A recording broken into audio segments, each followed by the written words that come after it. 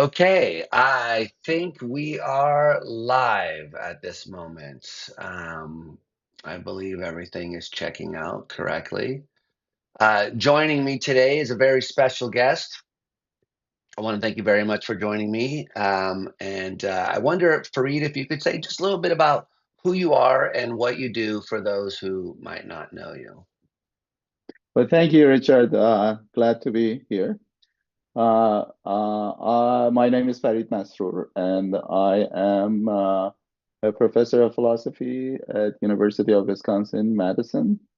I have been here for about 10, 11 years. I came here in 2014, and before that, I did a few years of fellowships and stints like that at the Harvard and NYU, and I graduated from University of Arizona uh, in around 2008. I did my PhD dissertation with David Chalmers and Terry Horgan as my main advisors.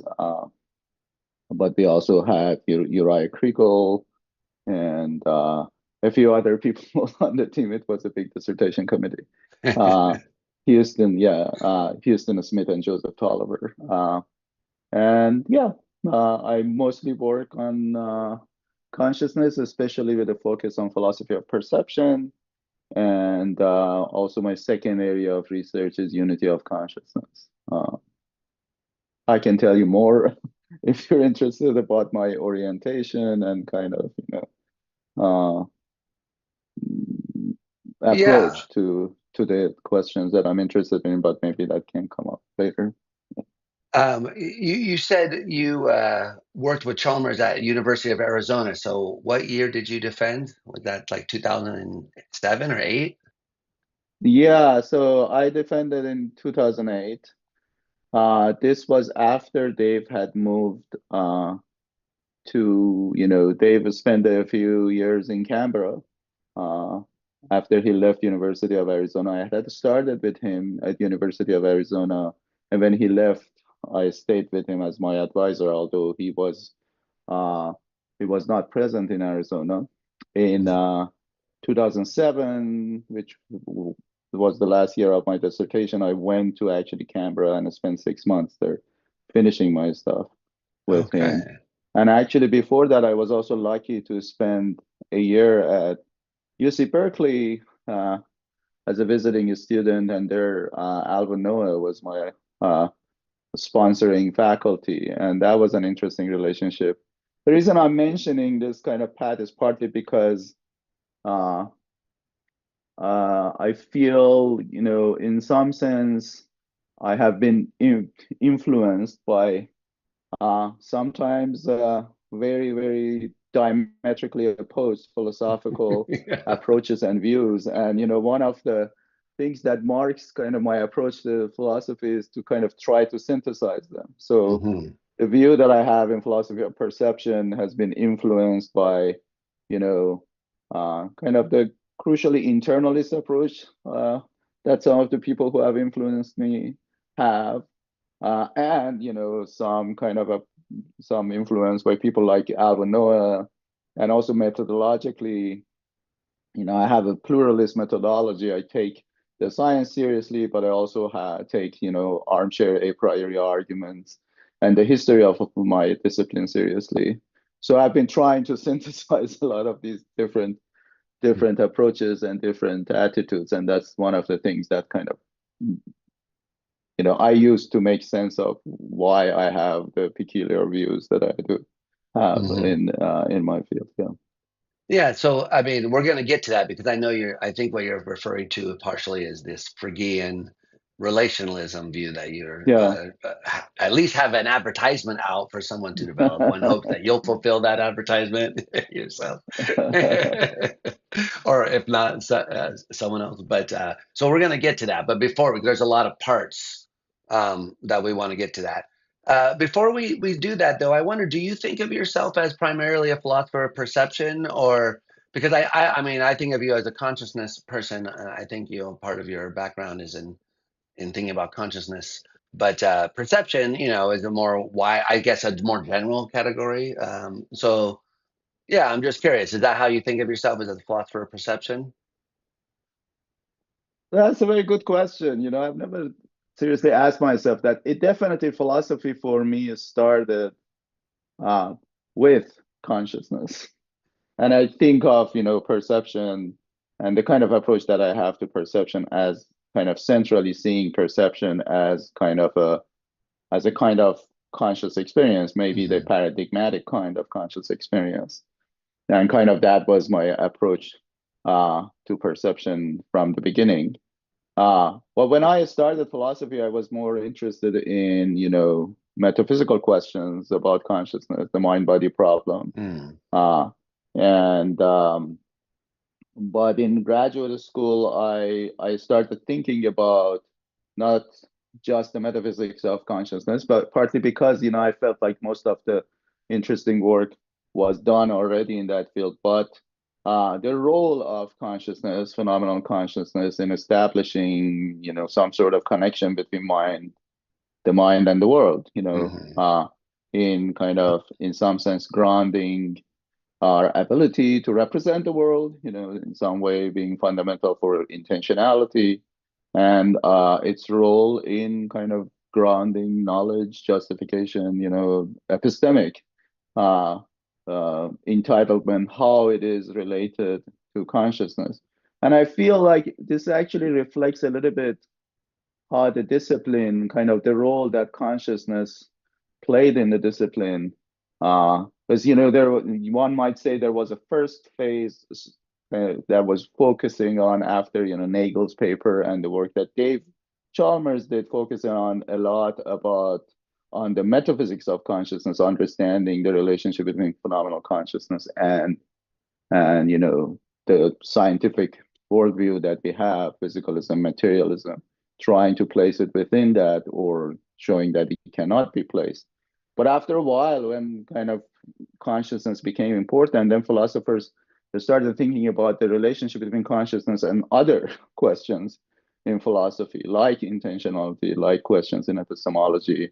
And I kind of see myself as starting with those central metaphysical questions about consciousness and then gradually moving to these other questions. And so perception has been recently the central and a research project that I've been working in, although, there has always been this side project on unity of consciousness and Hmm. um, that I worked on too. But I would, right now, I see myself as primarily a philosopher of perceptual consciousness, if you like. Yeah. Okay. Combine the two. It's exactly leave it to a philosopher. It's never either or. You even said you're a synthesizer. Yeah. Okay. So does that mean that so how serious are we to take this idea? Does this imply that you don't allow unconscious perceptions, or you think that whatever kind of unconscious processing wouldn't count as perceptual, or do you allow that there are unconscious perceptions as well? You know, I I partly see that as a terminological question. Mm, Obviously there are processes that happen at the subconscious level in perceptual systems, right? And states uh, that result from those processes to which we want to attribute, say, for example, content, and we use them in explanatory projects in various sciences and also in philosophy.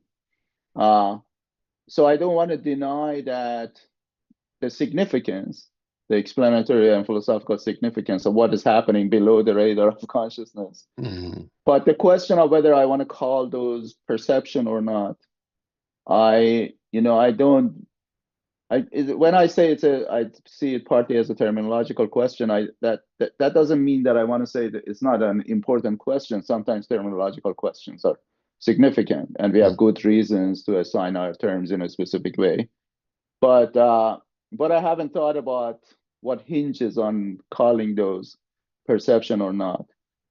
There are important questions, for example, you know, that will not be resolved despite what some people might think if we call those perceptions. So, for example, even if you convince me to call those subpersonal, subconscious, unconscious processes perceptual states, I would be hesitant to then conclude that, they should share some sort of nature, that a philosophical account of perceptual experience that I think when I call perceptual experience has to be Mhm. conscious, phenomenally conscious experience, that a philosophical account of what conscious perceptual experiences are should kind of be constrained by the fact that there are some states that are not conscious that we call perceptual. Right.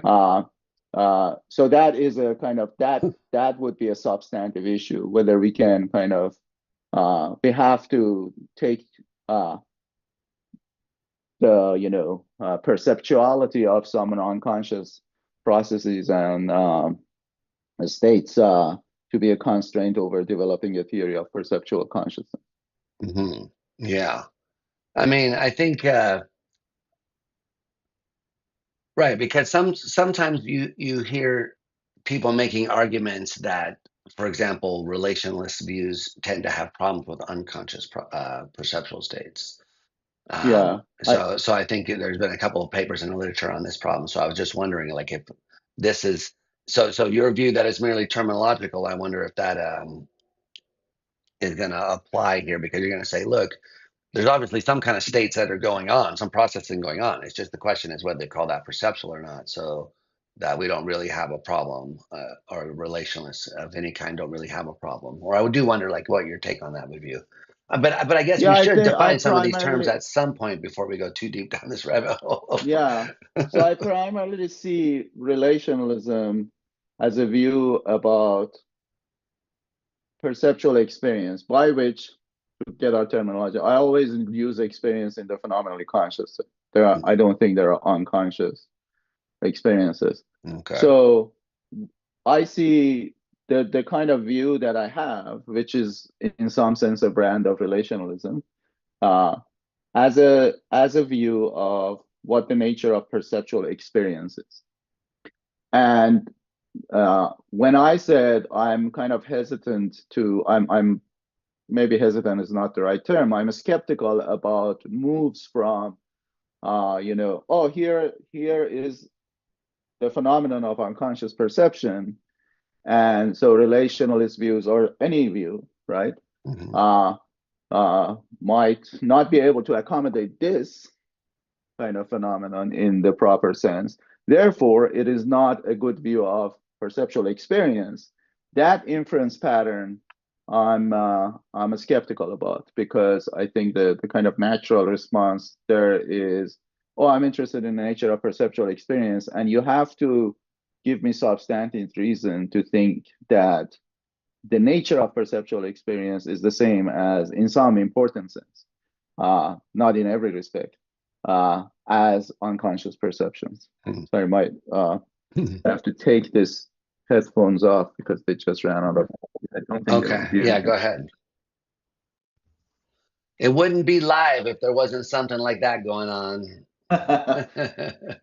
Can you hear me? Yeah, I All right, can. so we are good. Okay. So So I don't so know just the if I responded to your yeah, the uh, audio is a little bit different now than it was before. A little bit less good, I guess I'd say, but maybe that's just on my end. I can still hear you, but it's just not high quality. yeah. I have this other headphones that I can put on, but I hate the look. So unless you think the audio is really terrible. It's not that terrible. I don't know. Someone in the chat can tell me. I see one person at least is hanging around in there. So if it gets unbearable, let us know. But so just to summarize, yeah, sorry for the interruption, but can you just kind of summarize what you were just saying so we get us back on track? So suppose someone gave this argument, relationalism or any other view. I don't think this is a specifically the response that I'm giving is a specific to relationalism. If someone gave the argument that relationalism or any other view, it doesn't work for unconscious perception. Therefore, it's not a good view of conscious perception.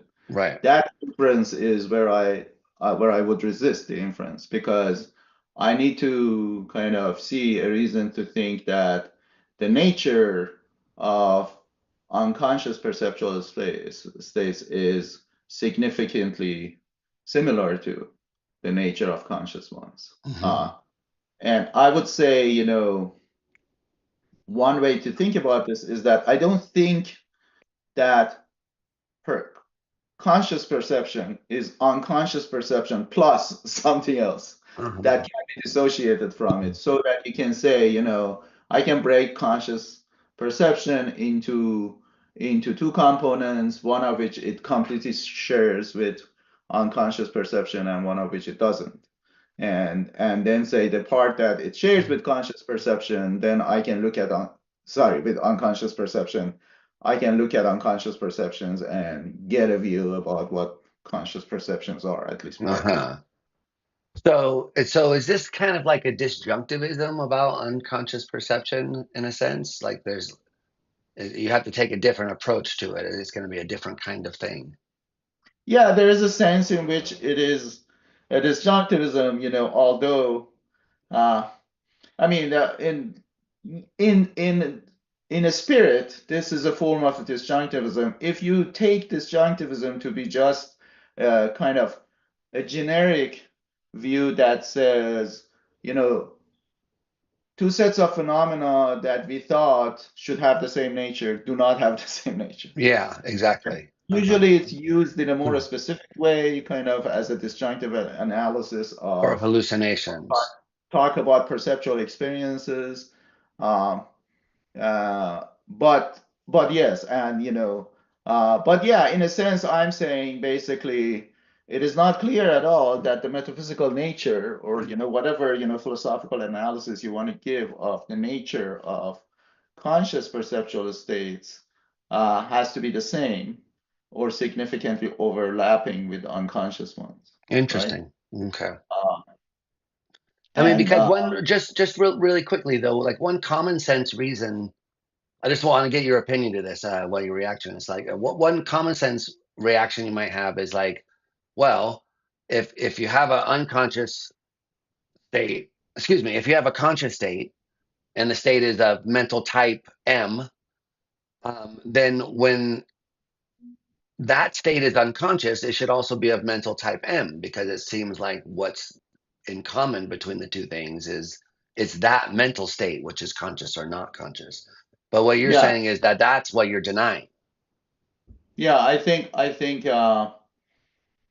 you put the intuitive kind of push behind that very well. Yeah. So the people who think about, oh, why shouldn't we think that there is a connection between unconscious perception and perception?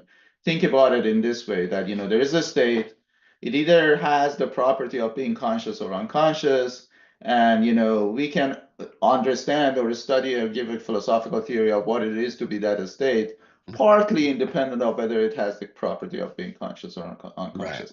My view is that actually it might turn out, I think this is partly an empirical question, that it might turn out that actually the mechanisms, even the kind of perceptual processes that are involved in conscious perception are significantly different from unconscious perception. Say, for example, you might have the view that, conscious perception actually requires a lot of, I don't know, feedback loops from higher cortical areas, Right. something of the sort that, higher order theories of consciousness are interested in. Or And whatever. that Sorry. feedback loop, of course, requires maybe a lot of cascades that, circular. Maybe some of these, loops extend into the environment, but when it comes to unconscious perceptual states, no, they don't need any of that. They Hmm. don't need loop. They need some sort of, maybe to some degree, simple causal link to the environment.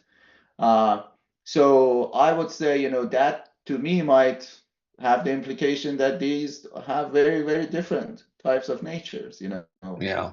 One of them, a higher order theory of consciousness is true of one of them. First order representational theory might be true of the other one.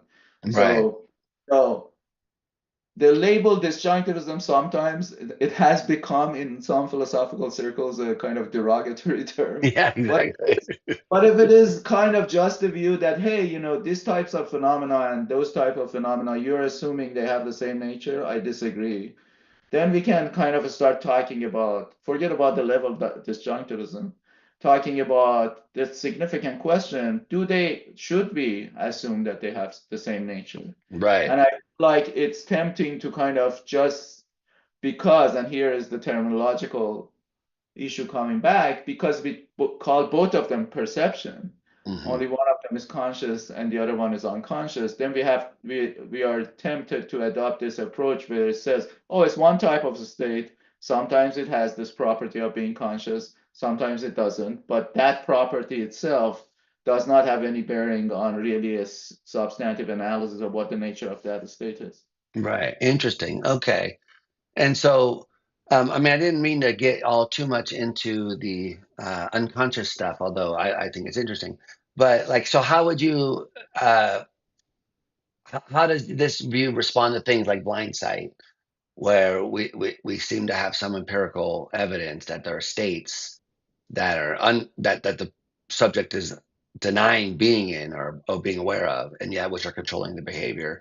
And many in the sciences say, well, that's unconscious representations, unconscious perception, or whatever you want to say. So, how would you interpret that kind of evidence from a generally relational point of view? Again, I don't know what a general relationalist point of view has to say about this case, Okay, but my so it's going to stance be is, case by case, but so there's no uh, like from I mean, principled the case of response. Blindsight, I mean, Yeah, yeah. my my inclination again is to say that, yeah, there could be, unconscious, representational states that are in some importance and perceptual because, they say, for example, play some paradigmatic roles that perceptual states play, like guiding behavior, for example, in the Hmm. case of representations in blindsight, right? And guiding behavior on the basis of input that is received through the senses.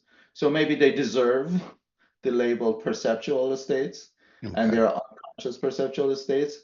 But again, it's a substantive question whether we have to assume that the nature of those states is significantly overlapping with the nature of the perception, the conscious one. Right. And so I'm fine with saying that, I representations in a see. blade Okay. side are unconscious perceptions. And I think that, there are good reasons for saying it because, basically if you think that the label perception has to be regulated functionally, there is a good amount of, functional overlap between those representations and conscious perceptions. Although it's not a complete overlap, of course, because they can't use those perceptions in reasoning and belief formation Right. in the way we do typically. And if you think that those roles actually are essential to call something perception, then they would not qualify as perception. And again, I have not thought seriously about what are the functional roles that are essential for a state to count as perception. Uh, of course, I can see that, the push in thinking, oh no, in at least creatures who are capable of forming beliefs and reasoning on the basis of perceptual state, maybe that is an essential functional role. But maybe in animals, in some animals who are not capable of belief formation or reasoning on the basis of perceptual states, uh, then that is not an essential functional role. So it's gonna be kind of a Right. game you play when it comes to that. Okay. Interesting. So, this can I now? I want to ask you just a naive question. So, I mean, I don't really know too much about this. So, if it's very naive and the answer is obvious, then I apologize. But for instance, like my philosophical education, we didn't really read a lot of naive realists. I sort of knew that maybe there were some, um, and so most of the people that I know are some sort of internalists or representationalists and things of that nature. but then every once in a while you hear this term direct realism. And so I'm wondering if you can distinguish or direct realism from relationalism generally and naive realism in particular. So, I mean, I sort of have a handle on how naive realism and relationalism are like related, but where does direct realism fit in? Is that a term that people use, or is that not a term people use anymore? I don't I don't think is used that much. Okay. Um, can I actually kind of respond to a question that is in the ballpark of your question first, and then Sorry, yeah. talk about labels? So, I want to kind of just describe a logical space of positions you might have Okay. in an intuitive way, and then we can think about how to assign labels there, right? So I think of, you know, theorizing about perception as kind of in a way, capturable in terms of like some sort of metaphor, right? Uh, so the representationalist thinks about perceptual experience is kind of in a way that you might think uh, a painter uh, paints some sort of, kind of a replica or a stand-in for the world that the painter, let's say I'm a realist painter, I'm looking at a scene and I start putting what I see on the canvas, and my attempt is to create this kind of model of the world on the canvas in, at best, the most realistic way possible, kind of. So I think of representationalists as thinking about perception as kind of trying to do the same thing. We have, this brain who is in causal interaction with the world. On the basis of this causal interaction, it receives information, and then it uses this information to build some sort of model or representation, a stand-in for the world, right? Okay. And when we get into more kind of serious philosophical mood, then we say, well, this model or stand-in has content, and we can have discussions about whether to understand content in internalist ways. The content just determined by what the model and your brain is like, or whatever is happening in the boundaries of the skull and its skin, or should we think about the content of this in terms of external objects and entering in some sort of, or properties entering the content. But the Mhm. basic model is that we have this stand-in uh, that that kind of is there in your head, independent actually. In some, if you're unlucky and you're hallucinating or you're having an illusion, uh, this model is still there, but the world is not like how this model is telling us it is, right? So that's the Right. kind of metaphor of the painter, is the, I think, what the representationalist view adopts, and actually I think it's completely correct. That is the dominant view in the sciences of perception. But now here is another metaphor. Think about, you're stuck in this room with black walls surrounding you, right? And there is the world outside that room. You don't have any access to the world. In order to kind of see or perceive what is going on in the world, you have to actually start carving windows in the walls of the room, right? So there is some sort of activity that is required Mhm. to open the room up so that the world outside shows up, it discloses itself to you. That is the metaphor that the naive realist thinks about. The naive realist metaphor is, of course, there are things that should happen in your brain for you to have perception. But those things that happen in your brain, the activities we see, are not stand-ins or models of the environment. They are kind of these, uh, if you like, doors that you open, gates that Mhm. you open. At the end of this opening process, if it's done properly, the world will disclose itself, right?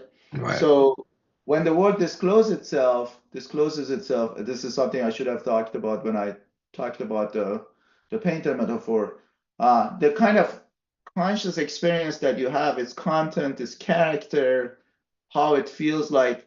is actually determined by the properties that things in the world have. So if it feels red, or reddish when I look at a red flower, it's because the flower is red and the redness of the flower is not disclosed to me.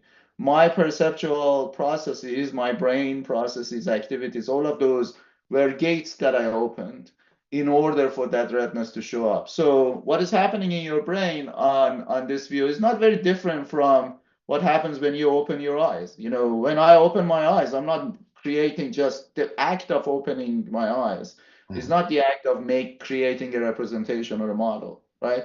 It's just enabling an access to the world. They would Right, say everything else that is happening in your brain is more eyes that you open.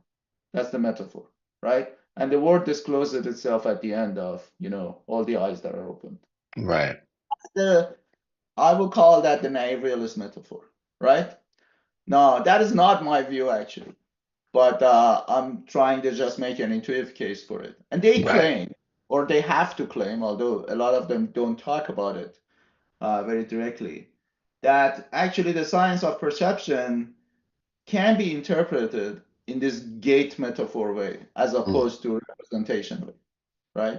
Uh, Interesting. I mean, it's interesting that this view, naive realism, exists. I mean, I guess your view is related to it in the sense that it's a type of relationalism.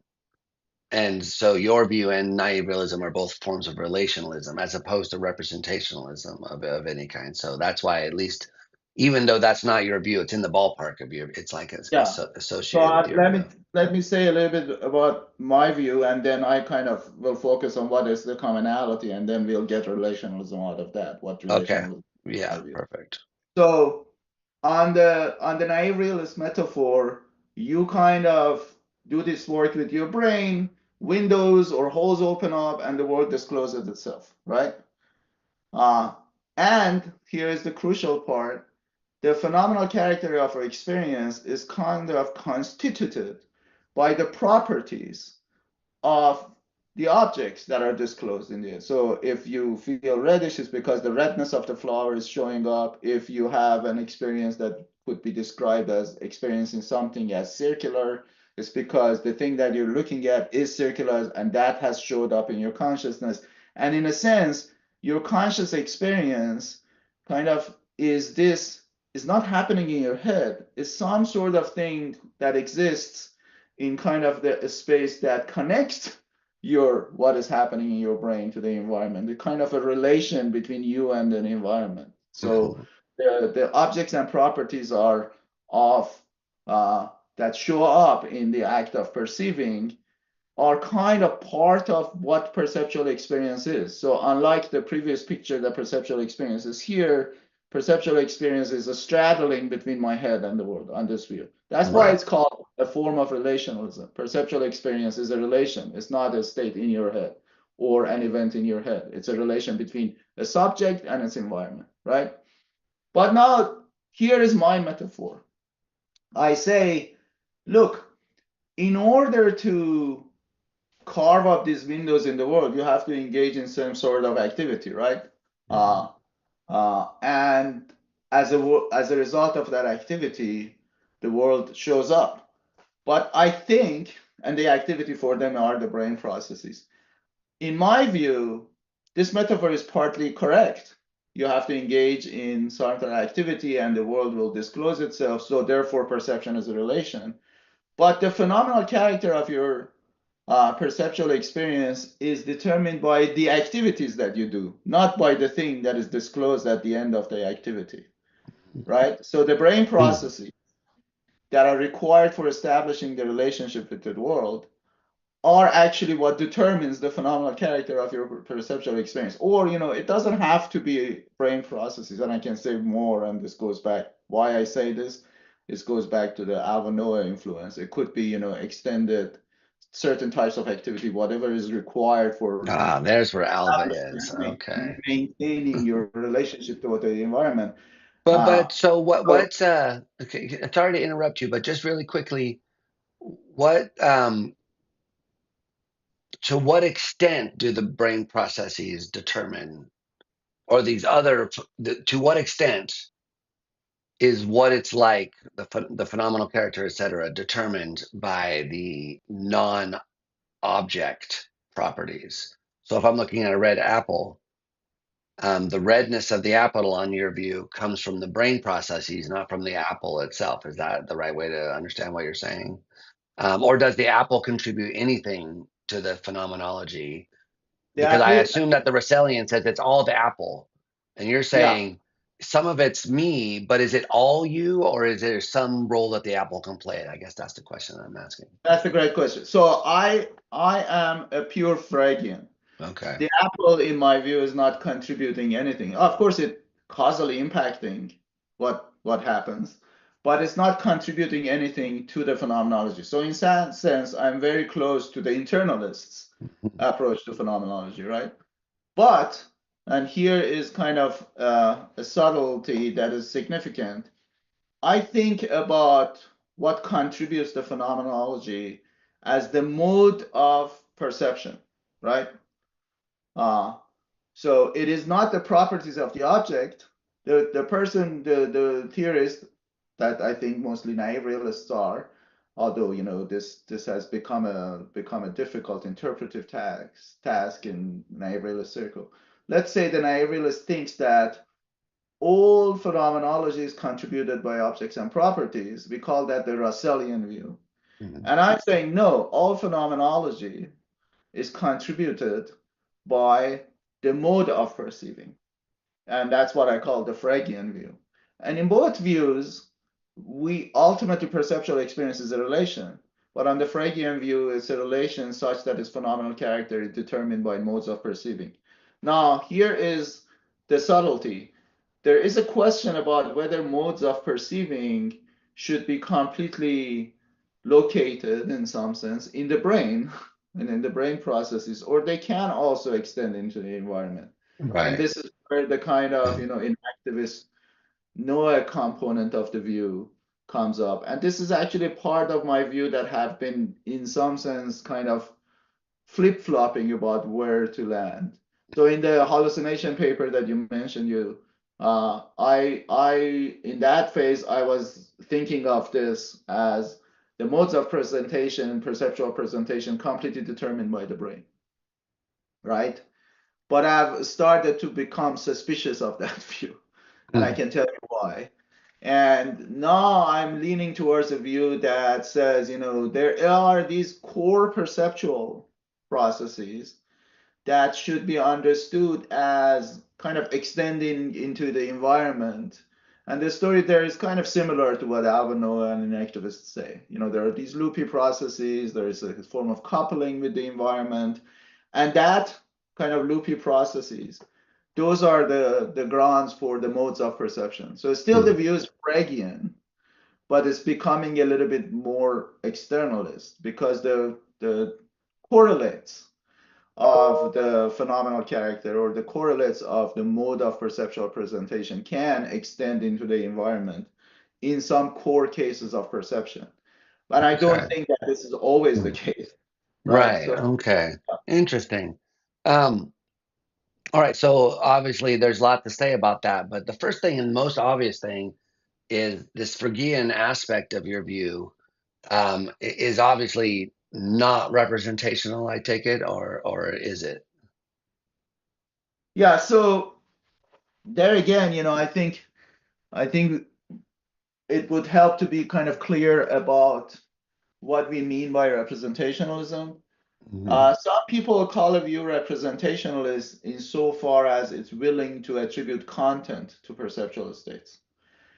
I am a representationalist in that sense of the term. I'm Okay. fine. I think actually it's not just that I'm saying, okay, yeah, why, whatever, attribute content. I do think attribution of content to perceptual states is significant for understanding their role. Okay. Uh, but here's another characterization of representationalism. For a state to be representational, it has to be a stand-in the sense that it should be a type of a state that can obtain or one be in, even if there is no object for it out there in the environment. In Right. that sense, I'm not a representationalist. I think perceptual states are states, or perceptual, events are ones to which we should attribute content, but I don't think they are states that we can be in independent of objects in the environment, because perception is a relation to the Mhm. environment. So in a way, in a way to bridge our two worlds here, in a way, your view is, in some abstract sense, very similar to the kind of self-representationalist views like of people like um, Uriah Kriegel, who thinks that you have this conscious experience which has the first order quality and then the higher order representation of it. Um, the higher order representation determines what it's like for you, but you still have to have this relationship that exists between that and the first order quality. Of course, the big difference is you think the thing in the world is the thing you have the relation to, but it seems like there's a commonality there in the kind of structure of the view, which Yeah, says that. that's a very interesting go. I had never thought about that. You're right. So on self-representationalist view, it's the content of the higher order representation that determines the phenomenal character of perceptual of consciousness in general. Right. You need you need a relation to a first order representation that doesn't contribute in any Exactly. direct sense to the phenomenal. I Yeah. take that first order and put it in, and there, I I think the view is interesting, partly because it kind of is synthetic. So a lot of push that we have to think, oh, the phenomenal character of perceptual experience is determined by the modes of perceiving, not by the properties of objects. It kind of satisfies that itch, if you like. But Right. at the same time, I think there are some important epistemic goodies that relationalism can provide, that internalist views, purely internalist and representationalist, even of the kind of, the Right. extent content brand, fail to provide. And so the view is interesting in that way. Right. Uh, Exactly. and But this I is guess kind of would you say, like, would it be fair to say that you get pushback from sort of other naive realists who say, look, this isn't really like openness to the world in the sense that we meant. You're exactly right. Yeah. So one line of pushback is from the naive realist, um, and it takes various forms. Kind of one form of it is that, hey, look, I don't know if you're familiar with this, but some naive realists, John Campbell, for example, one way that they had motivated the view in kind of some of his famous arguments was that perceptual experience puts us in the position to have some form of knowledge of demonstrative reference, right? Mhm. So it is the case that when I'm perceiving and on the basis of perception, I refer to, say, in this cup in front of me and say that cup is blue, right? And at a later moment, I also refer to the same cup and say, oh, that cup has a crack in it. Then I can infer, perception puts me in the position to infer that that cup is blue and has a crack in it. So in some sense, perceptual experience puts me in a position to be able to kind of engage in these inferences that in some sense presuppose that the two demonstratives that I used co-refer to the same object. This validity presupposes that.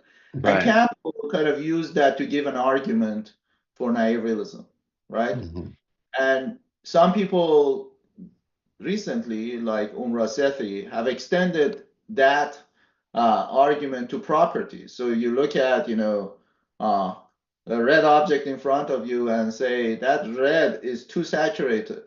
And then a moment later, you look at the same object and say that red is also very bright. And then you can infer that red is very bright and too saturated, Mhm. right? So the idea is that they have that I disagree with. Uh, One idea was that in order to make sense of how perception puts us into position to to know the validity of these patterns of inference, we have to assume that a Russellian view, where Hmm. the properties of objects and the numerical identity of the objects enter the constitution of the phenomenal character of perception. So I Right. have to I assume that the see. redness is determining the phenomenal character of my experience in order for me to be able to kind of engage in these inferences.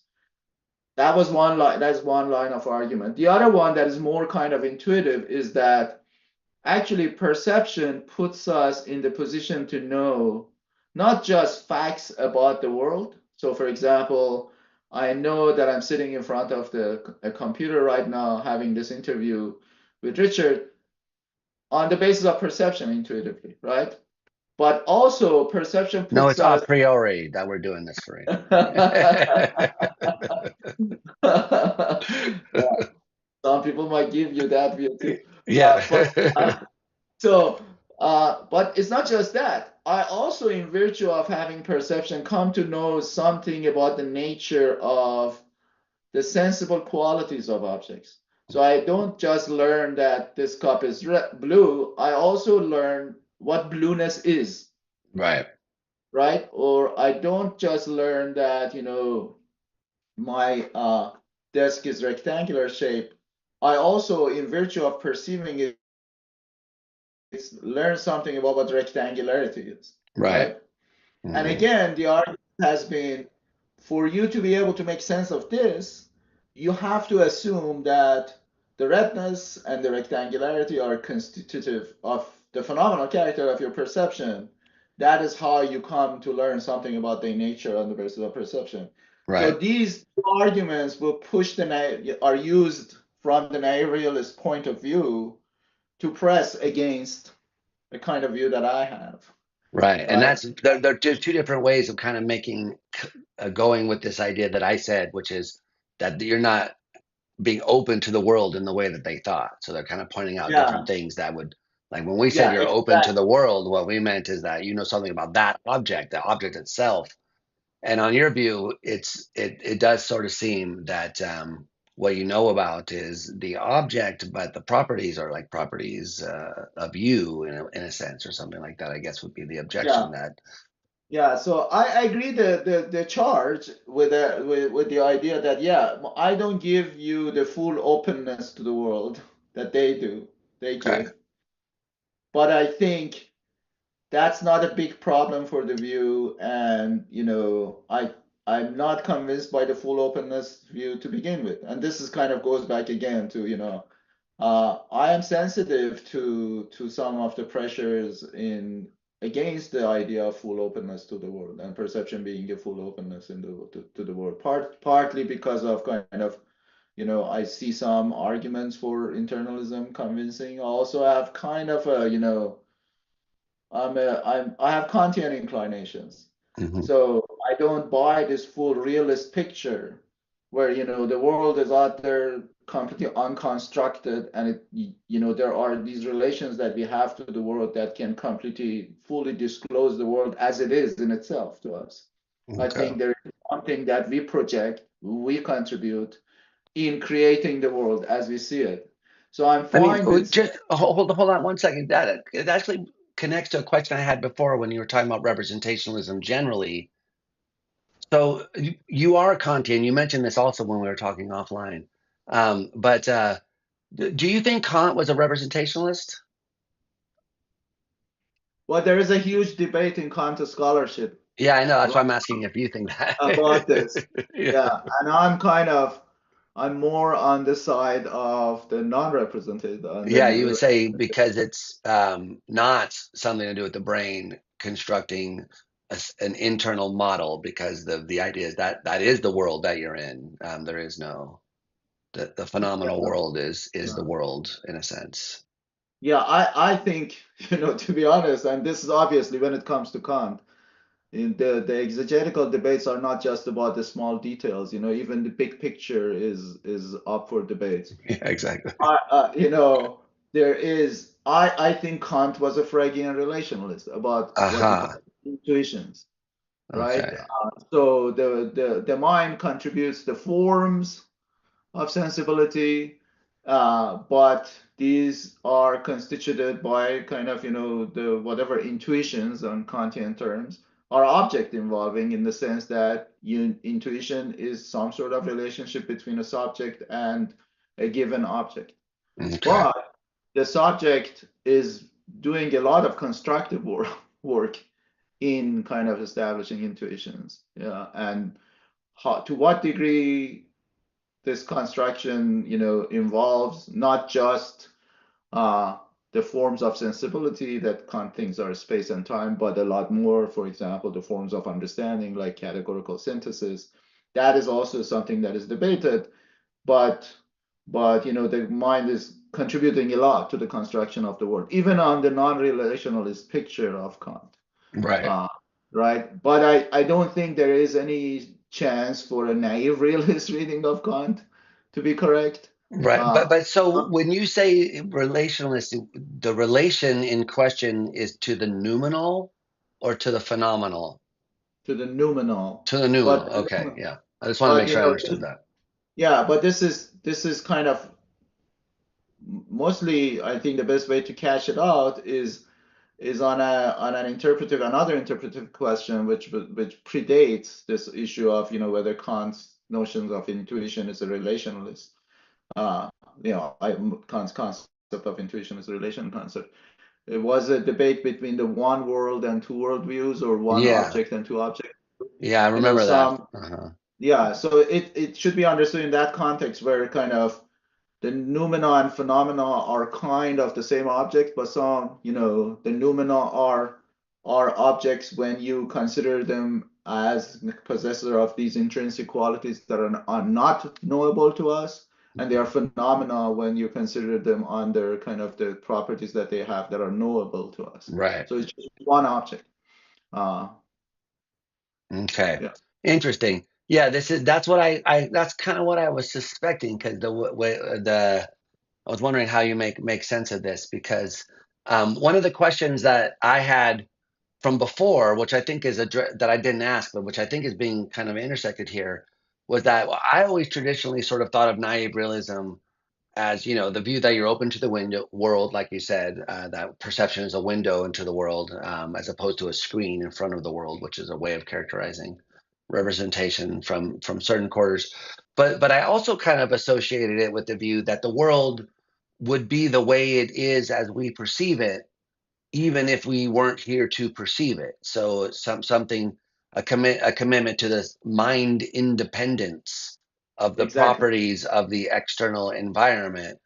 And the kind of Fragian relationalism that you're discussing here doesn't seem to me to have that same commitment. Would you say that that's true, or am I misreading the commitments here? Well, it can. So the naive realist is called a realist exactly because they have this commitment to, the sensible qualities that we perceive typically Mm. are mind independent qualities of objects, right? Uh, the Fragian relationalist says that we do perceive these qualities of objects, but the phenomenal character uh, that is associated with perceptions of these objects is not mind independent in a Mhm. sense, right? Now it is open to you, to the Phrygian relationalist, to say that although the reddish character of my perception of the red rose is primarily determined by the mode in which I'm perceiving it, right? By the mode of perception. It also happens to be the case that the rose is also red, right? So they can be realists. Sorry, they can be realists about redness. They would say that due to some interesting happy accident, the phenomenal character matches how the world is, but although it's not constituted by it, right? So they can be realist about these qualities. Uh, that would be kind of a little bit of a metaphysically kind of complicated view with not Yeah, much that it offers us. be Uh, like an overdetermination view of perception in a yeah, sense. yeah. So there is this double kind of qualities that somehow match each other. Uh, Maybe they can tell a story about, ultimately the modes of presentation kind of getting their phenomenal character from some sort of relation to the world that they had, and that's why they have this contribution. Maybe Yeah. it can be worked out, but I think you're right that kind of a more natural way for the Fragian relationalist to go would be to say that these properties are partly mind dependent, so there is a sense in which maybe they are projected into the world, uh, but that property is a property that the things in themselves would not have independent of a mind interacting with them. Right. Interesting. Okay. Um, and then another question here, and I think this maybe get back to the hallucination stuff, is that in a I mean I like the view actually because it's very close to already the views that I would have thought of as representationalism, just adding in that you require the relation to the object in the world. Um, so does this view beg the question against idealism, um, or the simulation hypothesis or other kind of metaphysical scenarios in which the external world is not there. It seems like the discussion of the hallucination stuff is going to suggest no, because you're going to, I mean, the kind of move that you made, which I think is interesting, is a kind of like a causal historical move almost in a way that says whatever it is that's causally related to you in this way is the thing which you are perceiving. So there is no counter example here. Is that the way you would respond to those kinds of things, or is that overextending Yeah, the hallucination? just to kind of bring your audience on board, because they may not know Oh, about you that guys didn't paper. read all that paper beforehand? Let me say a little bit about. So the view that I have is basically that perception is a relation to the world. So there should be an object that you perceive whenever you're having your perceptual experience. But the properties are not dependent on are not determined by the properties of the objects necessarily. This view runs into problem with hallucinations because, typically we think hallucinations are perceptual experiences where there is no object that you're perceiving. So how could perception be a relation to the world if it is possible to have perceptual experiences that are not relations, do not have objects, and therefore can't be relations to objects in the world? Typically, and this is a problem for naive realists too. Mhm. Naive realists also have a problem with illusions, but my view doesn't have, because I don't say that the properties of experience, phenomenal character of experience, are determined by the properties of the objects in the world. But this is a problem for both of us. And the typical naive realist response here is to just simply adopt disjunctivism, right? Mhm. They say, yeah, maybe there is hallucination that can happen, and hallucinations can have phenomenal characters that are subjectively indistinguishable from the phenomenal character of your perceptual experience, but still, they have different natures.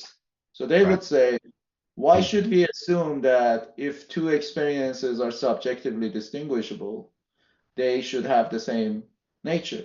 And that's where they get off the boat. They say, yes, hallucinations are good, they can happen, they can be subjectively indistinguishable from perceptual experiences, but we cannot conclude that therefore perceptual experiences should have the same nature as hallucinations. So Mhm. perceptual experiences are object involving, they are constituted by relations to objects, hallucinations are not. They're happy with that. And I do actually think the view again here, it doesn't deserve the very, very intense negative reaction that it sometimes has received in kind of some philosophical circles, because here's the intuitive reason. The intuitive reason is that you can conceive of a world in which, say, experiences have two different natures. Some experiences are actually kind of whatever their nature is the way that the naive describes them.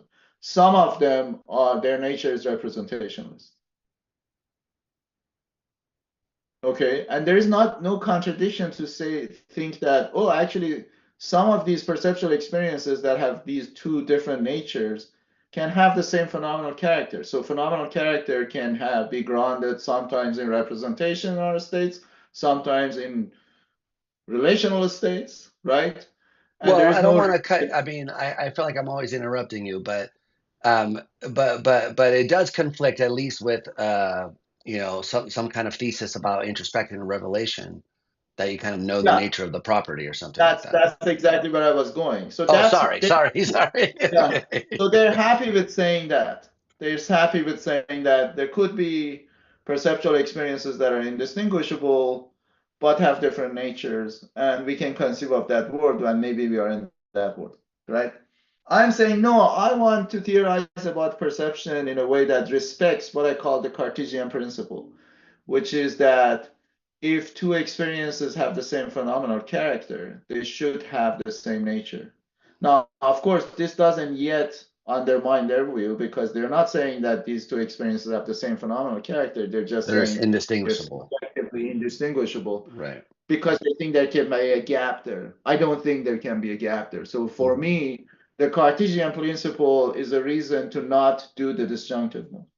So because of this, so there are two things. First of all, hallucinations would be trouble for my view. Second, I don't like the disjunctive response to hallucinations. So this is all background to that paper. So I thought Right. that, is it possible to give a non-disjunctivist response to the problem of hallucinations? And that paper is an attempt to do that. And I do actually think that uh, first of all, there isn't like one kind of response that works for all cases of hallucinations. Mhm. We need different strategies for cases of hallucinations. Mhm. So, for example, some people think that, hey, dreams are in a sense hallucinations. When I'm dreaming, I can have perceptual experiences. It looks like that I'm perceiving the world phenomenally, and so dreams don't have external objects. So that's one challenge. Some people think that, oh, investment scenarios can be regarded as hallucinations. Or some people might think, oh, some normal other cases where you take a drug, maybe you're hallucinating. I What was the think second one? What kind of scenarios? like investment cases, Oh, brain envatment. Yes, cases, got you. right? Uh-huh. Yep. Some people think that when you're a brain and event, you're hallucinating. I Yeah. think these deserve this different response. And some people think that actually, hallucination is easy. We can just conceive of hallucinations. So we can kind of conceivability, kind of arguments for hallucinations. I do think that they need different strategies, and one strategy that I think one should explore is like, let's say that we are talking about the cases of dreaming Mhm. experiences that are completely internally uh, generated. I think actually one area that one can resist there is this idea that such a states could have exactly the same phenomenal character as perceptual experiences. And actually, there is scientific debate about this, whether Mhm. Dennett was a participant of this debate. There are some people who think that the phenomenology. I mean, it's weird to say Dennett was a participant because Dennett is kind of a little bit of a qualia, a skeptic. But whatever, the content of dreams could be exactly the same as the content of perceptual experience. So there, someone might respect the Cartesian principle that if the phenomenology is the same, nature is the same, by saying, oh, the phenomenology of internally generated perceptually seeming experiences is never exactly the same as perceptual experiences. Right. And this, again, doesn't seem like a crazy thing to say for someone who wants to respect the science, because one can argue, and this is a paper that I'm working on with one of my students right now, that actually one can make a case for why the nature of the processes that the dynamic processes that underlie perceptual experiences might be very different from the nature of the dynamic processes that underlie purely internally generated experiences. Mhm. Uh, and you might think, again, to put this related to this kind of inactivist approach, if the kind of processes that you need for core perception are loopy processes that need causal intercourse with something outside you, then it would not be actually crazy to think that these processes have a very different functional profile than the processes that underlie experiences that are generated purely by the brain. Mm, And you can give a very scientifically respectable version of this view. And so for those cases, I would say I deny the first premise that these are perceptually introspectively indistinguishable experiences, right? So that's a non-disjunctivist move in a right. sense. Uh, but for some other cases, like the cases of, uh, say, the envatment, I think in some of those cases, if it is the case that you are in some sort of circular loopy interaction with the state of the supercomputer that you're hooked to, then you can make a case that those are the objects that you're perceiving. And in a picture where the naive realist has, where the world is fully disclosed, that doesn't make sense because there is no sense in which when I'm in a vat, the states of the computer are disclosed to me, right? Right.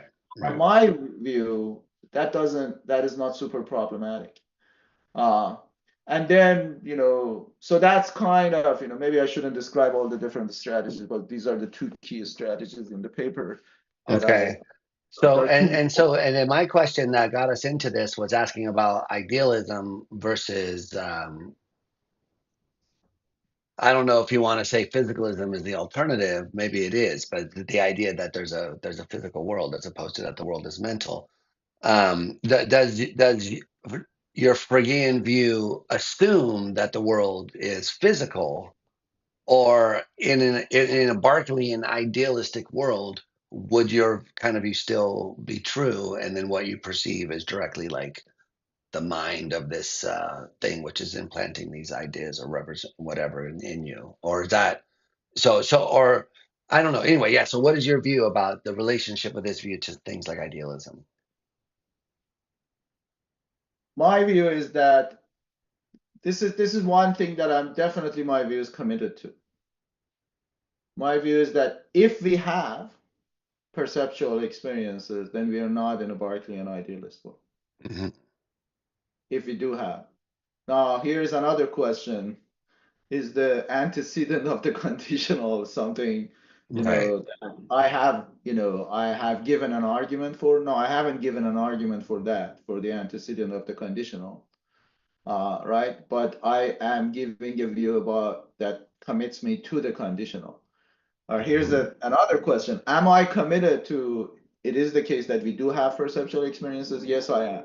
You know, Okay. but my view doesn't give me a reason to adopt that. My reason for adopting that other kind of consider big picture philosophical considerations against the Berkeleyan idealist view, right? I and So what would those? I mean, just quickly, if you don't mind, like what big picture things would you have in mind? some of them are kind of not really even metaphysical arguments. I do think that for me to like value you, it is important for me not to think that you're a figment of my representational faculties, Yeah, right? So that's nice of you. Thanks, Farid. so I do think that the Berkeleyan picture has a lot of trouble making sense of our place in the world as moral agents. And also not just in terms of our moral commitments and duties towards others, but also even to ourselves. Ourselves. Hmm. Uh, and that is kind of one, I can see that someone might think that that is not, you cannot move from moral considerations to drawing metaphysical conclusions to the world because you might be unlucky and you're on an idealist world and all your moral commitments are problematic. Even if you accept the inference pattern, you have to give those up. Hmm. But because we are in this epistemic situation, even if idealism is true that we can't tell whether we are in that situation too or not, I would prefer to kind of save my moral outlook on the world when I adopt a philosophical view, than to kind of say, oh, because of a threat of a skepticism, I want to minimize my metaphysical commitments and then Right. just give up, you know, my moral outlook. Yeah, So that that's would that would be one, bad. Yeah. So that's the Um, big, and I can understand a lot of people, idealists have responses to give, to these worries. And, to be honest, this is not an issue that I have uh, super seriously thought about to the degree that I want to, when I take a yeah. philosophical seriously, I want to think about it. Well, Uh, idealism is kind of coming back a little bit, not even in the Berkeleyan form, but more in this kind of like the idea that the external world is mental, maybe in some, the experience of some ultimate mind or something like that, cosmopsychism. I think there's been some attention to that online. There's a lot of attention to it, yeah, but even like Helen Yetter Chappell, who I don't know if you know her or not, but she has a yeah, book coming out on defending objective idealism, which is not Berkeleyan idealism, because it doesn't say that that the table exists in my mind, but it says that the table is still mental in some sense, in some other, that we're all yeah. existing in Okay, some good. Yeah, and, that and form of that kind of idealism, your view is compatible with ultimately in a way, yeah, I think. that's what I wanted to say. Yeah, Okay. I don't see any opposition. So if it turns out that actually the what we call the mind independent normally world uh, is actually in its fundamental nature, if it turns out to be kind of uh, you know subjective and has phenomenal or proto-phenomenal properties built into it, or they are actually at the Right. foundation, that view is compatible with the view that I have, because that is giving a revisionary metaphysics of what the nature of the objects that we perceive are. It is not telling us that we are not perceiving any objects and everything is happening in our could possibly be in our heads. Right. That is the Exactly. difference. Yeah, Okay. I Okay. find. Interesting. Okay. I mean, yeah, sorry. Sorry to interrupt you. Go ahead. Go ahead. Go ahead. Finish. No, nothing. I was just saying that I might have I have kind of some reservations about that view, but they have nothing to do with this kind of commitment to a relationist picture. Right. Exactly. Yeah, yeah, Okay. So, because I wanted to ask you about a kind of something which I don't think of as an objection, but maybe you could work it in to something like an objection if you paid enough attention to it. But I'm just mostly curious about what you think, because like there's a sense in which there's it seems to me like there's a commonality between the kind of approach that someone like you would take, and also methodologically, that is to say, starting with the phenomenology, and trying to respect it, and then also the approach that someone like Philip Goff would take. So, and in particular, this is a kind of commitment to the thesis of revelation, which is, in some sense or other, you could personify it in various ways, but the general idea is that when you have a conscious experience, you somehow are come to know the nature of the property that is instantiated in that instance. So when you're having experiencing red, you come to know something about the nature of phenomenal redness. Um, and I think that like people like Philip Goff, they take that view seriously, and then they end up arguing for kind of non-physicalism and ending up with panpsychism. But then you have other people who take that same data, that same methodological thing seriously, and then they end up with naive realism.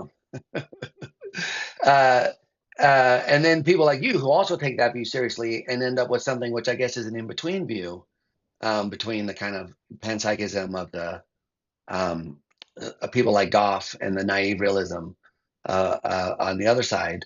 And so this leads me to kind of wonder, well, how can you start with the same idea that in perceptual experience we're somehow directly acquainted with the nature of the property in question and end up with these very different metaphysical pictures?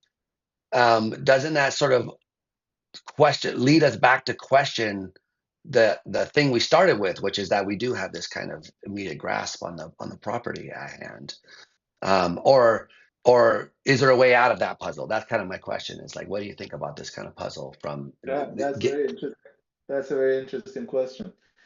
So I do think that there might be a solution for the puzzle that you posed. It's a very interesting. So let me just first make sure that I get it. So there are a bunch of these people, all of them whom seem to accept this kind of thesis of revelation, which put roughly if the idea that at least with respect to some qualities, perception puts us in the position to know what the nature of that quality is. Exactly. And Yeah. but these people who all accept start from the same end up with very, very different views. So for example, Philip Goff and uses that as an argument for the idea that, some properties that we normally think are properties of the objects in the world are kind of, psychic in a sense. They are kind of, um, phenomenal properties in a sense, or And that we're totally. not open to the world in that sense at all, right? So because of that, Yeah. he's kind of a Galilean about these are secondary properties that exist only in the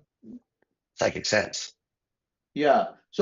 And then some people use it as a naive, for a naive realist view. I think this one thing that might partially explain this is that the thesis of revelation kind of gives us this, that there is an intimate connection between our experience and the properties that are revealed in experience, right?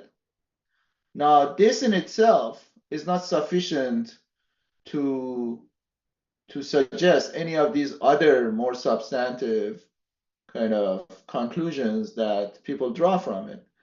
In order to draw the more substantive conclusions, you have to kind of furnish some more metaphysical assumptions here that maybe not everyone is super explicit about. So, for example, take the case of naive realists. They say, okay, perception puts me in this kind of intimate contact with these qualities. But second, these qualities, and this is the assumption that they are mind-independent categorical bases for uh, for the dispositional properties of objects. That's kind of like the Campbell view. So starting from these two premises, intimate contact with what? Second premise says with categorical mind-independent properties of object. Therefore, naive realism. So the conclusion of Campbell is not that the conclusion of the of is not that these are categorical mind independent property. That is used as a premise that Goff doesn't share, right? Mhm. So the idea, I'm not quite completely sure that this completely captures the puzzle you have, is that the main premise, the revelation, is about intimate contact with properties, but that has to be furnished with another premise, another assumption about that is about kind of what these properties are that we are in intimate contact with. And that's where these people diverge. So, for example, I'm fine with saying, you know, uh,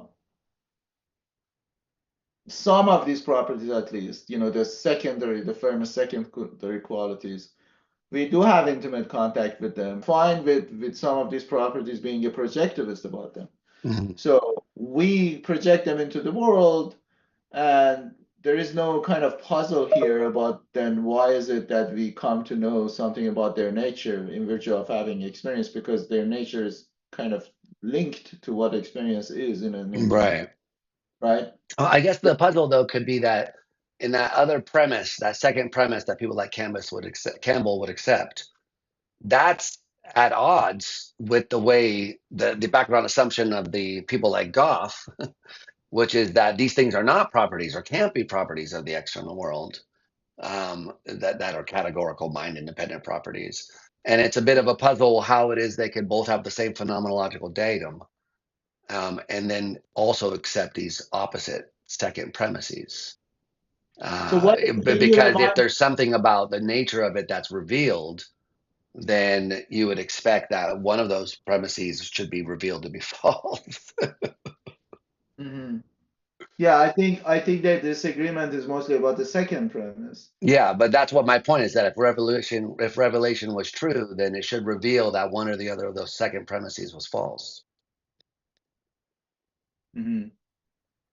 Well, I guess the naive realist, the revelation is one of the phenomenological datum that they want to respect. But there is a second phenomenological datum that they want to respect, which is not, in a sense, part of revelation. The second datum is what we might call the naivete. Mm. That's why they call naive realists. The Right. naivete is that, it is not just that I learn about what blue is when I look at blue things. It's also that the phenomenology of my perception is such that it looks like blue is the property of the wall in front of me. It doesn't seem to be a mind dependence, like kind of something like the transparency intuition that representationalists like Tai use to motivate the view, Right. right? It looks like these are properties of the world. And the naive realist has a very strong commitment to preserving that naivete or the transparency, respecting the transparency intuition. I want to say that these are properties, objects of in the world because that's how they're presented. And I guess Goff doesn't feel any pressure to respect that kind of phenomenological datum, Right. or he thinks that there are kind of strong, good reasons to reject it. Like a lot of other people have thought that we can't or we should not respect this. Dave Chalmers, for example, has this kind of that a story could be true of the Edenic world, where the world is revealing itself to us. Maybe some sort of naive realist is true, but we are not in Eden. Right. Yeah, we have eaten the apple of illusion, blah blah blah. All of those. Uh, so can you remind me what Philip Goff's reasons are for kind of staunchly disagreeing with this idea that these could be the properties of things in the world, despite I mean, ex that's a good question. I think it just has to do broadly with thinking that we can kind of grasp that they're not physical in their nature when we pay attention to them. So ah revelation kind of just directly reveals their non-physicality, and that if they were physical in some way, it would be revealed as part of their nature, since we have direct grasp of their of the full in the fullness I of their see. nature. So that form of revelation, if that is meant by revelation, then I don't think they share their starting point at all, Okay. right? I don't think that Campbell or I also So you kind don't of think that they agree that when you having a red experience that you know what redness is and that the nature of redness, you don't, because that's yeah basically what Goff says. Like, you know what the nature of redness is, and if it were something physical, then it would be part of its. It would be revealed. yeah. This is interesting because in some part of the literature world on this issue, actually this was used to argue against revelation, Mm, right? Some people who argued against it, I'm not talking about the Goff kind of part the people who were reacting to naive realist arguments were saying revelation can't be true. Why? Exactly because, for example, one feature of redness is what, one question about its nature is whether it's physical or not. But perception doesn't answer, phenomenology of experience does not answer that question. So therefore, revelation is false, mhm. right? And then one reaction that some of these naive realists had to that objection was that we never meant that everything about the nature of, say, color is revealed through perception, whether it's physical or whether it's Interesting. non-physical, whether it's emergent. We never meant that. We meant some other features. So there was a literature on this, and there are people, say, like Adam Potts, who are representationalists, uh, who also accept kind of a weakened form of revelation. So, for example, they say what you learn about the nature of say color is things like blue is necessarily closer to green than it is to red. Right. Right? So these are facts about the nature of what blue is, uh, but they are not facts like whether blue is a physical property or is not.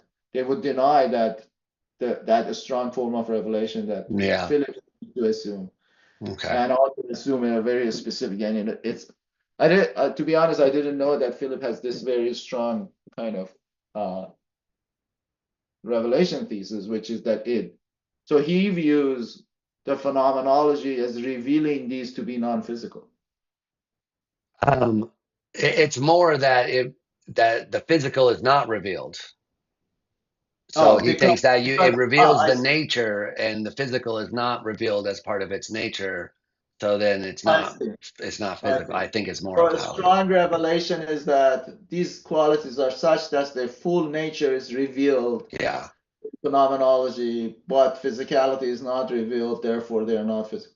It's kind of a little bit about, as at one of the premises that is at the heart of Kripke's argument against physicalism, right? Hmm. Because Kripke, when he wants to argue that the case of, say, conceiving of zombies is not similar to the case of a posteriori necessities conceiving of Right. water without H2O. It Hmm. says like water, the H2O conceivability of water without H2O can be explained away because something can look like water or seem waterish without being water, you know.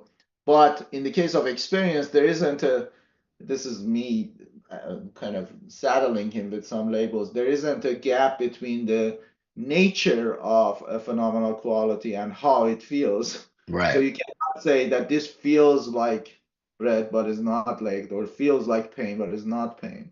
Right. So in a sense, he's committed to saying that the full nature of these qualities is revealed in how they are sensed. Exactly.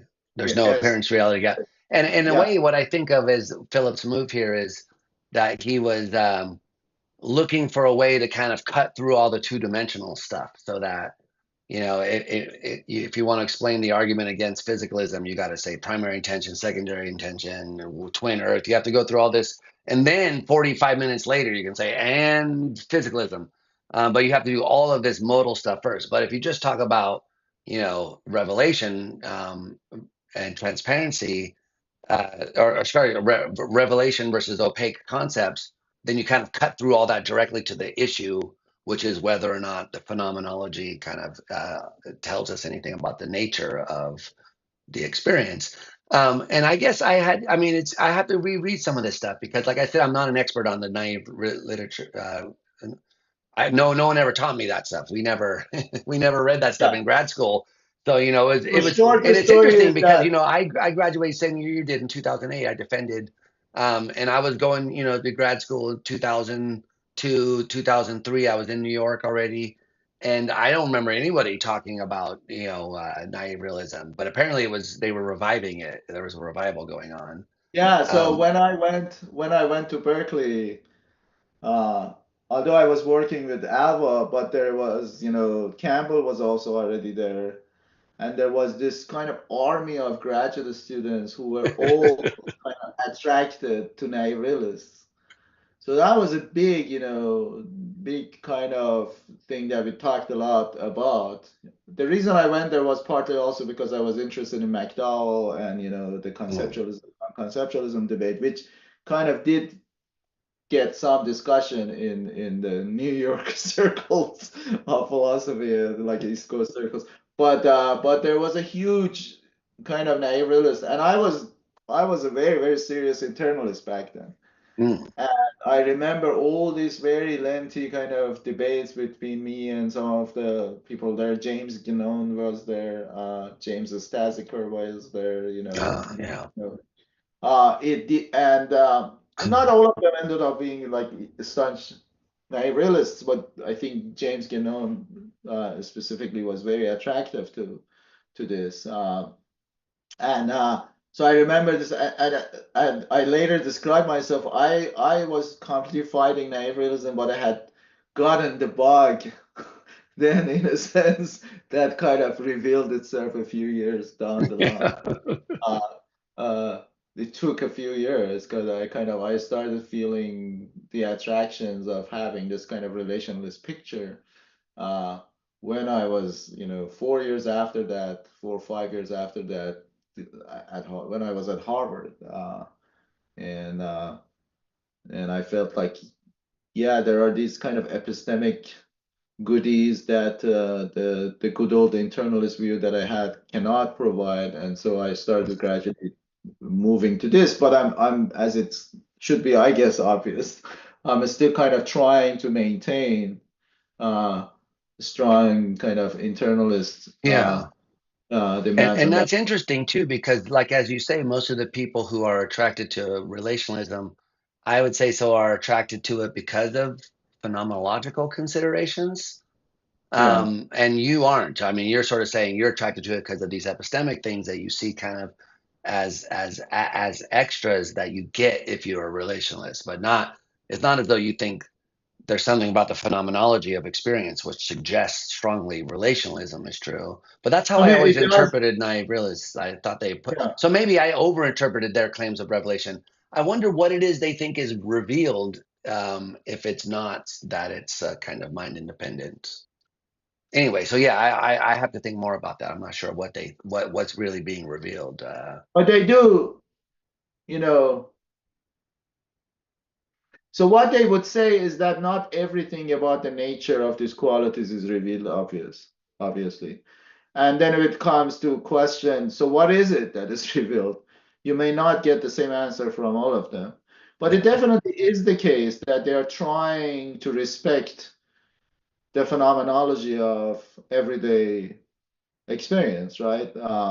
And they want to give a picture that is compatible with that. Mm. And the form of argument there is kind of like the transparency argument, right? This seems to be phenomenology seems to suggest this picture. Let's not say if we can defend it from objections. And if we can, then why not preserve this, right? If you think about it in that way, you don't need to be committed to something very strong as the revelation thesis, right? You just say like there is some evidential support that we get from phenomenology, Right. uh, So and there, don't throw it out unless we have to? But if that's the case, then why do you think that mainstream perception science is like so wholly dead set against this view? Yes, there are outliers, but they're not mainstream. Like the dominant view in the field is some sort of representationalism. So why do you think that is? If you get some prima facie evidence from phenomenology, why are they so quick to abandon it? well, first of all, I don't think perception science kind of in kind of when you think about the major first forces that shape theorizing and perception science, phenomenology is not really in the kind of top five of the list, right? Yeah. So that's the reason I think they kind of ignore the data. I don't think there is a single answer to this though, but some of it is because perception science is like it's kind of the Burge style reason, which is that obviously perception science, he thinks standard perception science is representationalist. So they think of perceptual states as representations. Uh, and I think one thing that is happening there is to move between these two versions of representationalism very quickly. One is that representationalist in the sense that in order to explain perceptual processes, it attributes content to them. I agree that that is true. But then moving from that therefore perceptual states are representational in the stand-in sense, the kind of states that could obtain independent of the of external stimuli in some sense. And there, I think, yeah, a lot of them make that move, and they think they have good reasons for the move. Well, we have a lot of reasons to think that you can have perception-like experiences as a result of direct brain stimulation, blah blah blah. All of that, Right. goes there. So I think a lot of them are making the inference that you can be in the same exact perceptual state even in the absence of any stimulus in the argument. And there, I don't think maybe some of them are making that inference. I'm not quite sure whether that last step is something that is kind of as a strong kind of evidential support from the kind of empirical data that we have. There is an inductive move that is common in sciences, obviously, Mhm. but the inductive move, I think, can be resisted. Yeah. Uh, and insofar as a lot of contemporary philosophy of mind is very much takes the science seriously, it makes sense that a lot of contemporary philosophy of mind don't take these relationalist views very seriously. Yeah. Uh, Okay. Interesting. And I I think, see we're running out of time. Technically, we're over, but for me, but I do have a couple things I want to ask you about really quickly. So one of them is the predictive coding stuff because I read that paper, which was very interesting, which is coming out. I think it's still coming out, right? I believe yeah. hasn't come out yet, is what I mean. Uh, um, Looking at the predictive coding stuff, and I wonder if you could just give us a little sense about that. But also, do you think of predictive coding as like a possible neural theory that's compatible with relationalism, which is kind of what I was thinking in the background when I was reading this paper, because I was reading a bunch of these other things as well. Yeah, so in that paper, uh, I'm kind of starting with this armchair philosophical problem question, which goes back to kind of the discussions of the myth of the given, which is the idea that, hey, how can you make sense of perception playing, justifying beliefs if it is the case that perception is completely non-conceptual, right? Mhm. Uh, People like Sellers and then following him McDowell and some other people had argued that you can't make sense of how non-conceptual perception can provide justification for beliefs. Therefore, you should assume that perceptions are conceptual, right? They Right. involve the drawing in of conceptual capacities and therefore have conceptual content. And obviously, this resulted in a very, very extensive literature.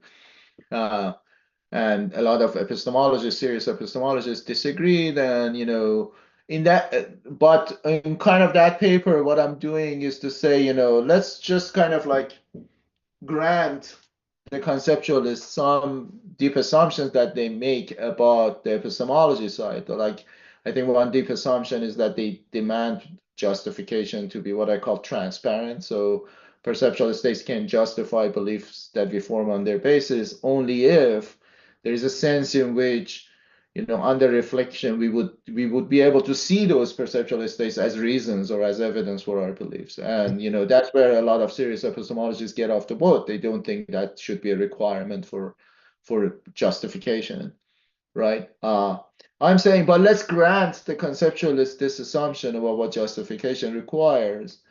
It turns out that the conceptualist has to give a story about how is it that the same problem doesn't emerge at a more primary level. Right.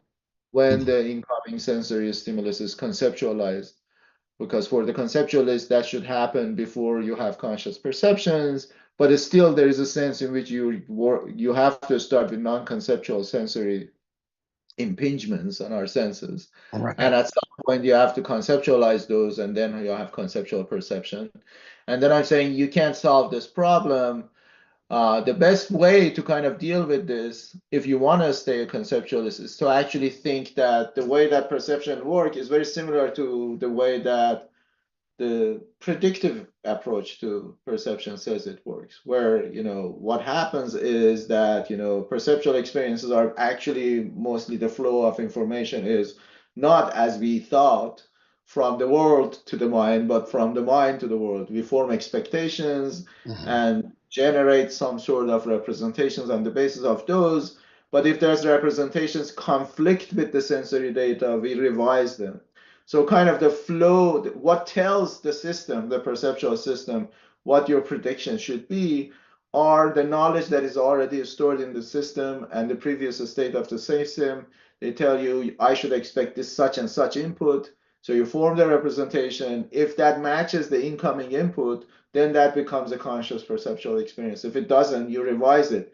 But how you should revise it again is something that is determined by your knowledge inside the data, doesn't tell you how to revise it.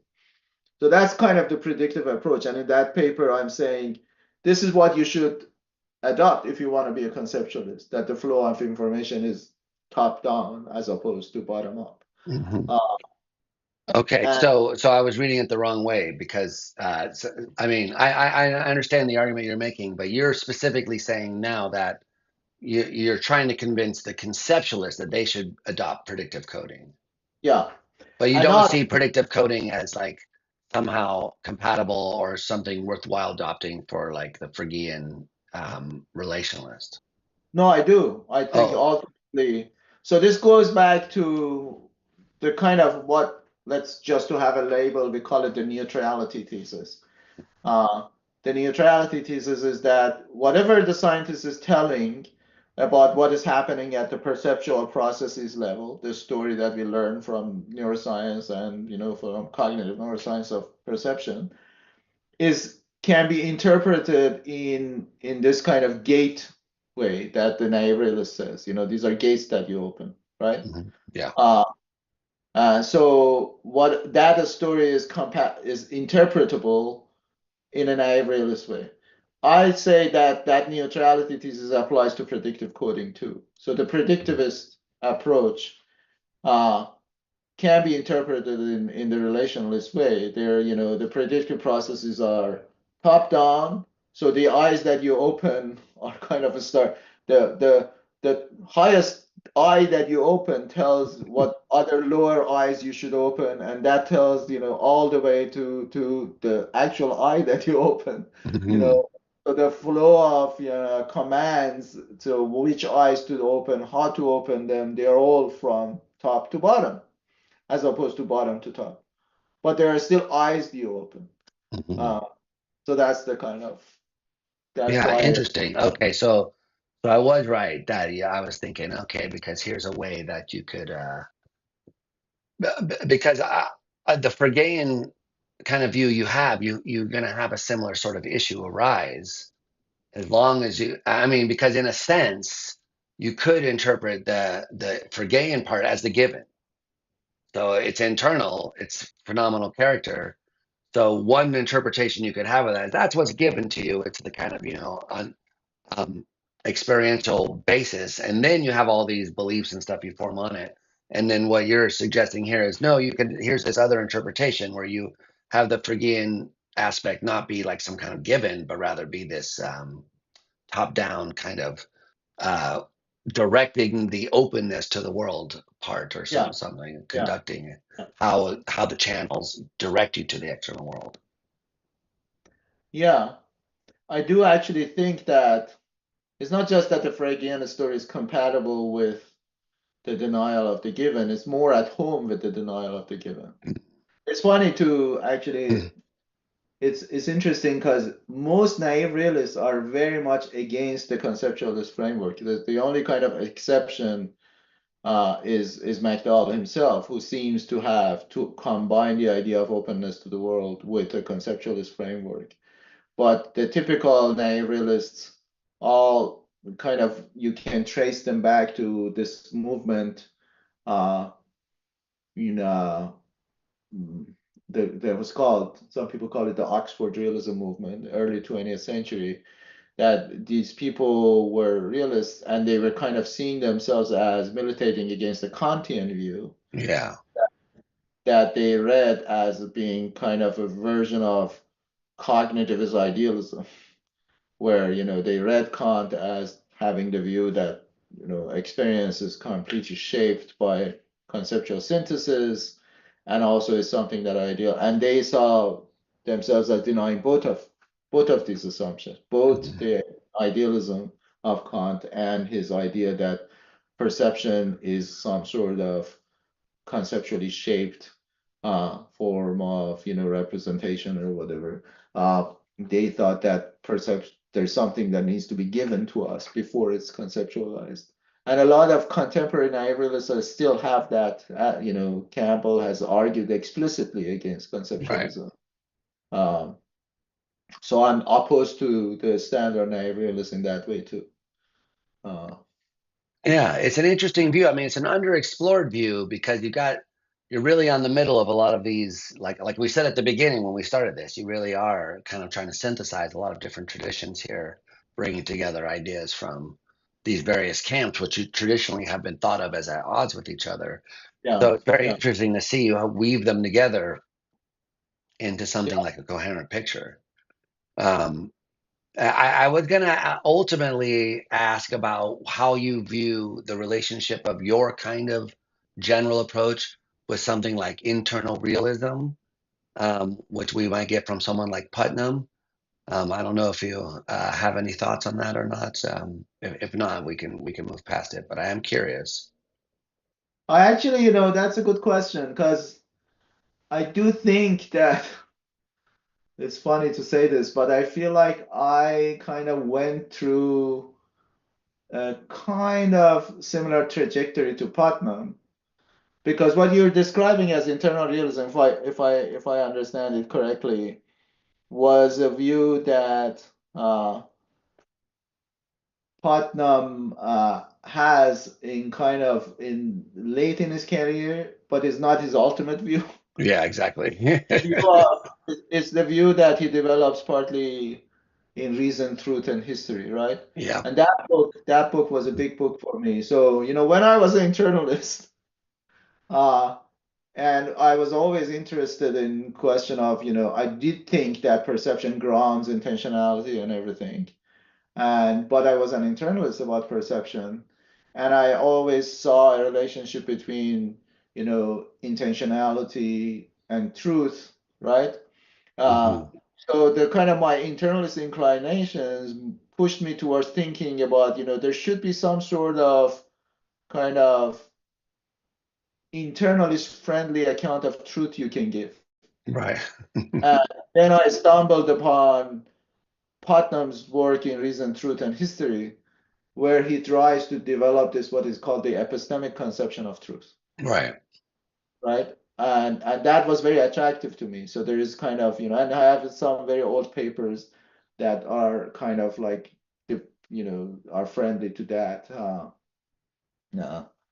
one of them is called In Defense of Epistemic Modesty. Anyway, so I was attracted to that. But interesting thing that some people don't know about Putnam is that Putnam turned to realism, naive realism also, near the end, the Yeah, last. right. And it is true. I saw a talk he gave right before he died, actually, where he was arguing for that. Yeah, so he started, he actually was writing a book on this. I don't think it ever got finished Mm. defending kind of this picture.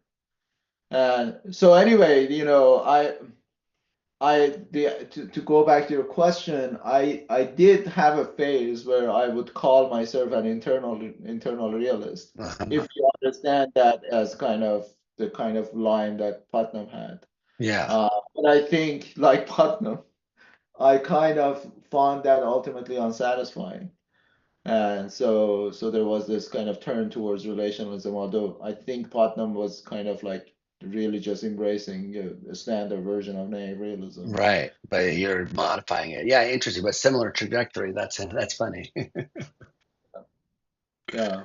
That model theoretic argument and that kind of pushed Putnam towards this internal realism that initiated this move inward. Uh, was a big influence on shaping my views when that the idea was that you have this kind of a standard picture if you're a Fragian and you want to still kind of maintain the idea that representations relate to the world, what you can give is the Fragian a story that is kind of like intentionality and reference things like this work by satisfaction. So you have this kind of set of representations. They describe the world in such and such a way, and they refer to objects in virtue of the fact that objects are satisfying the description. Mhm. And then the model theoretic argument comes in and says, actually, that's not going to work because of these reasons. Any theory that is coherent and you know can be true of any world. Exactly. Yeah. You could suppose that there are these kind of relations already that link the theory to the world that cannot be captured in the theory themselves. That was kind of the Lewis reaction to Putnam. But that was the kind of uh, you know what motivated Putnam's turn towards an internalist, a more internalist theory, and it was a big influence on me too. Yeah. Interesting. Okay. Yeah. Okay. Well, I mean, there's a million more things I want to talk to you about. We haven't even talked about your arguments against standard representationalism, which I think are very interesting, focusing on primary qualities and especially the Yeah. visual dissonance one. I think is very cool. But the geometry of visual space. I mean, there's so many other things, unity of consciousness, that we haven't even scratched the surface on. Unfortunately, I do have to go. We're missing kind of an hour of our time together because of our time zone snafu that we had earlier. So Yeah. Sorry we'll about have that. to have you back on it at some point, Farid, if you'd be interested, because I know there's a lot more interesting things going on. But I do want to just say at the end that I really appreciate your work, your careful attention to arguments, and to fleshing out the pictures of your views, even that you don't agree with, in a way that helps make sense of them. Your ability to furnish like really easy to understand analogies and metaphors that help you picture various complex philosophical ideas, I think is very uh, important. It's rare to find, first of all, but secondly, I think you do it well. So I really enjoy reading your stuff. I think your work is very interesting. I suspect there probably is a book in your future. I don't know if Yeah, you're there has working been on a, it, but I would guess. I've been I've been working on a book for more than 10 years. Part of the thing that has, and I have a lot of chapters, but one thing that has kind of delayed the publication of the book is that my positive view has been a little bit in flux. Mhm. And so as I kind of like commented slightly on it, I had one way a version of Fragian relationalism that then I came to the conclusion that is not sustainable for reasons that we haven't talked. And now I'm kind of moved towards uh, using some insights from the inactivist accounts to kind of to solve the problem that I thought that that To version loop of out into the world. yeah. So so that has been the reason. But now I feel like now I'm finally at a stage where I have kind of to my satisfaction figured out what the positive view is. So yes, a book will be coming soon. Cool. Uh, and it's a non-standard book because it has three parts. The first part is history, a lot about Kant and kind of Oh, uh, interesting. and Well, in then that case, what you have to let me read a copy of it and then come back on afterwards so we can talk again. okay, yeah. That'd be Sure. great. Yeah. No, I would love to talk again. This was very enjoyable. Thanks for doing this. And you asked really awesome, deep, interesting questions, and Yeah, I sorry, I really didn't mean to come out of the blue at you. I was just as I was, I was reading like all of this stuff in conjunction. Maybe, no, this is well, thanks so much. No, this I really had a very good time, and I liked the conversation, and I would be happy to come back. If you have time, you have a list of very good other contributors, and I'm looking forward to seeing those too. cool. Yeah, I will definitely have you back on. And it was fun conversation. I wish we could do it more. I'm having to pull myself back because I'm thinking more things that I want to ask you about. But on that note, let me just go ahead and end it at this point. Thank you for coming on. Just hang on for a second. I'll say bye off the air. Other than that, thanks again for coming on. I appreciate your time and your thoughtful explanations. Thank you. Thank you. All right, we are free. All right, good. Yeah, that was really great.